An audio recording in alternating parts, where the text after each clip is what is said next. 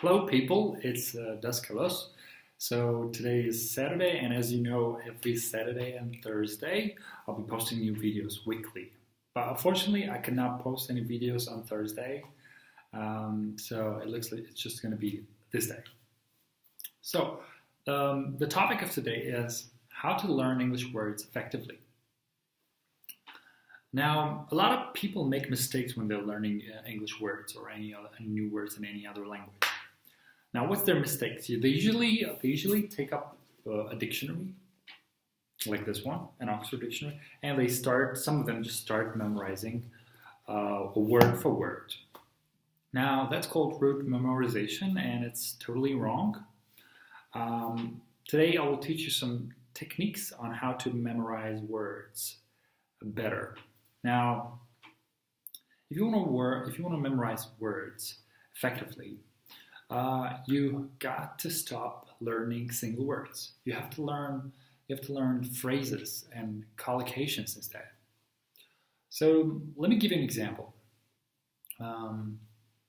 For example, this word promise.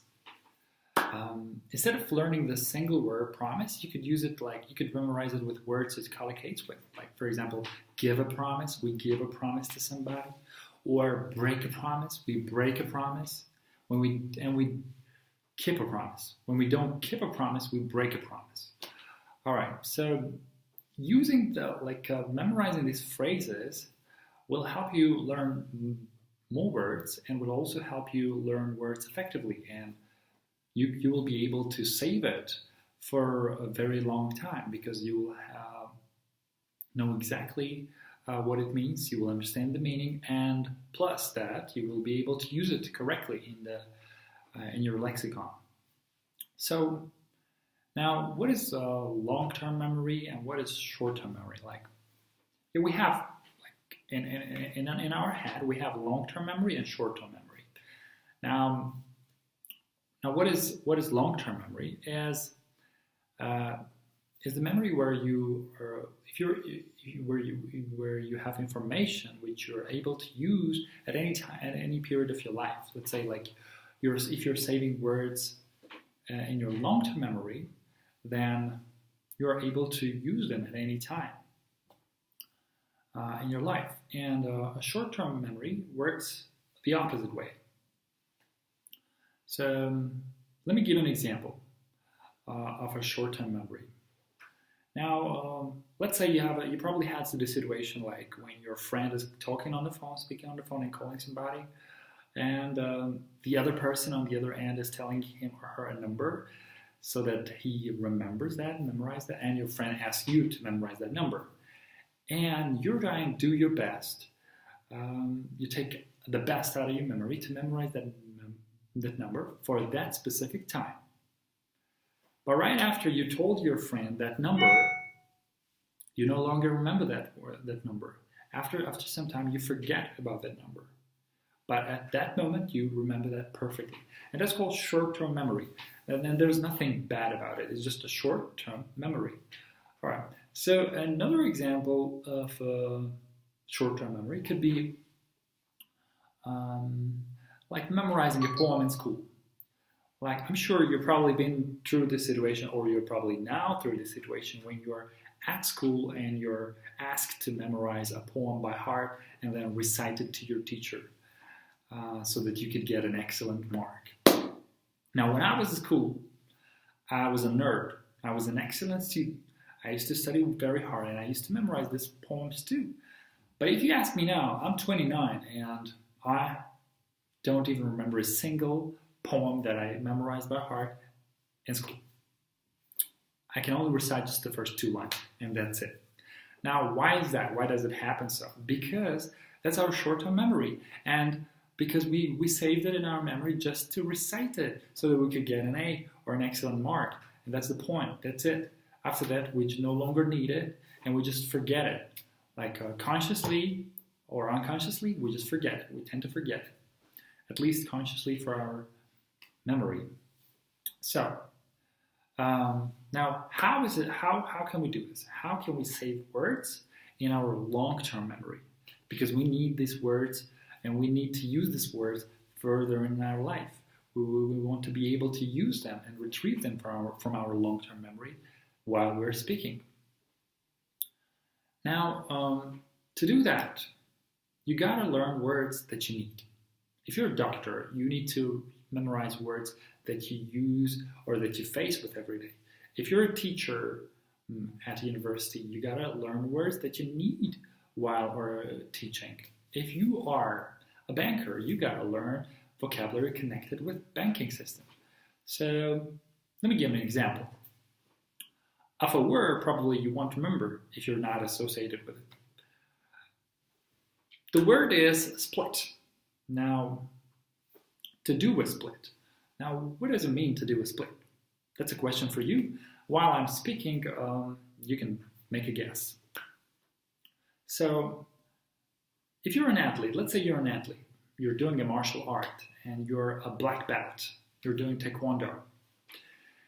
And every day you stretch your body to the fullest length, all right? And let's say you're doing this stretching, which happens like this. You take your two legs and you spread them wide apart so that your buttocks touch the floor. Now that's what's called to do a split. Now, how do you remember this word? Well, how can you remember this word very well if you don't use it or do it every day? Most of you will probably forget this word sometime after you watch this video. But if you're an athlete and you're doing a martial art and you're a martial artist, you will remember for a very long time because that's what you do every day. Now I remember this word because I have a lot of experience with this word, and practically I've done taekwondo myself. And when I think about the word split, I think about Jean-Claude Van Damme commercial, New Year commercial, and every time New Year or Christmas comes, I think about this commercial. And I think about this word split. And I remember Jean-Claude Van Damme's Split, which was on 2 Volvo trucks. So that's how you can save words in your long-term memory. You gotta associate them with what you do. You gotta learn the words that you need, not the words that you don't need. All right. Another important factor of learning words and memorizing them better is learning them in the context. If you learn a word in a context that it was used, and it was used correctly by native speakers, you will never make a mistake while speaking it yourself or using it in your conversation, because that's what most students do. Most learners do mistakes. They make mistakes like when they are speaking, they're using the wrong word. They have mistakes with word choice. They have a problem with that. So you have to learn words in the context. Let me give an example. I personally, I'm very selective about picking a good read or picking a good movie or a cartoon to watch. Yeah, I also watch cartoons. So you probably watched this movie, this animation film, which is called The Puss in Boots, the first part. And if you remember, if I'm not mistaken, their names were Jack and Jill. There are 2 villains who happen to be a couple at the same time. So there is an episode when Jack and Jill are in a hotel room and they are having a conversation while Jill is shaving up Jack's beard. And now Jack wants to start a conversation about babies, but he doesn't know how to start it.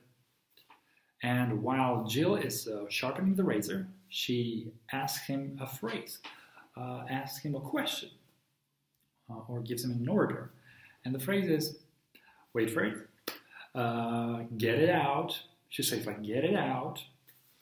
Now, what does that mean?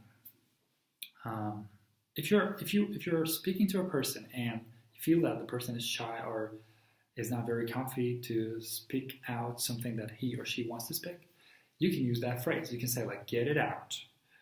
By saying this phrase, you encourage them to speak whatever they want to speak. So next time you have something to say, just get it out. Don't keep it inside, because keeping things inside is not very good for anybody. So now, last but not least, is to make associations. When you're learning words, you have to make some associations. You have to have a clear picture of the word that you're learning, whatever it might be, regardless. Like, it's a word, it's a verb, it's an adjective, or it's just a phrase. And as you know, as we agreed, you have to learn phrases, not single words. So now, what's the word for that? For the situation when you've probably seen teenagers coming to school and coming to their lessons with some blue spots on their necks. Now, we all know how it happens. And the word for that is called leave hickeys. So leave hickeys means like when you kiss somebody so hard that you leave blue spots on their necks afterwards. So a lot of teenagers it happens to a lot of teenagers, like they come to the lessons, they have these spots on their necks, and that's called like hickeys. So teenagers leave hickeys on each other's necks, on their partner's necks. So that's basically it. That's a fun word. And so the next time you're trying to, the next time you're with your partner, don't try not to leave hickeys on their neck, because their parents might see that. Will definitely understand that. That's it for today. Till next time.